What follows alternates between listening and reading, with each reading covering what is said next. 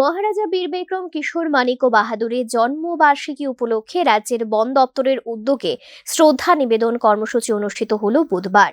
এই বিশেষ দিনে মহারাজার প্রতি শ্রদ্ধা জানাতে উপস্থিত ছিলেন রাজ্যের বনমন্ত্রী অনিমেষ দেববর্মা। পাশাপাশি এই অনুষ্ঠানে বন দপ্তরের উচ্চপদস্থ আধিকারিক সহ দপ্তরের অন্যান্য কর্মকর্তা ও কর্মচারীরাও উপস্থিত ছিলেন। অনুষ্ঠানের শুরুতে মহারাজা বীর বিক্রম কিশোর মানিক্য বাহাদুরের স্মৃতির প্রতি শ্রদ্ধা নিবেদন করা হয়।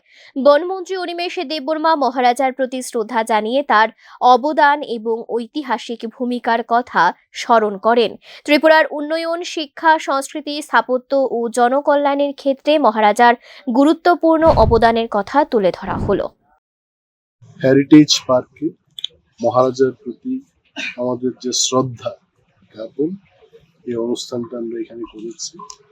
মহারাজা বীর বিক্রম আধুনিক ত্রিপুরার উনি রূপকার ছিলেন এবং ওনার থেকে ইন্সপিরেশন নিয়ে আমরা যেন সবাই কাজ করতে পারি, ত্রিপুরাকে এগিয়ে নিয়ে যেতে পারি, তার লক্ষ্যেই কিন্তু আজকে এই অনুষ্ঠানে আমাদের PCCFM হোক, CRK সামলজি আছেন, চৈতন্য মূর্তিজি যিনি BCCF উনিও আছেন, CF, CCF আরো বন দপ্তরের আধিকারিকরা আছেন।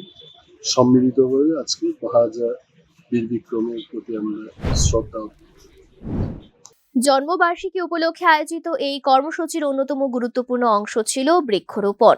পরিবেশের ভারসাম্য রক্ষা এবং সবুজায়নের বার্তা মানুষের মধ্যে পৌঁছে দিতে বন দপ্তরের পক্ষ থেকে অনুষ্ঠানে বৃক্ষরোপণ করা হয়। মন্ত্রী অনিমেষ দেববর্মা এবং উপস্থিত আধিকারিকরা বৃক্ষরোপণ কর্মসূচিতে অংশগ্রহণ করলেন। Bureau report, news now.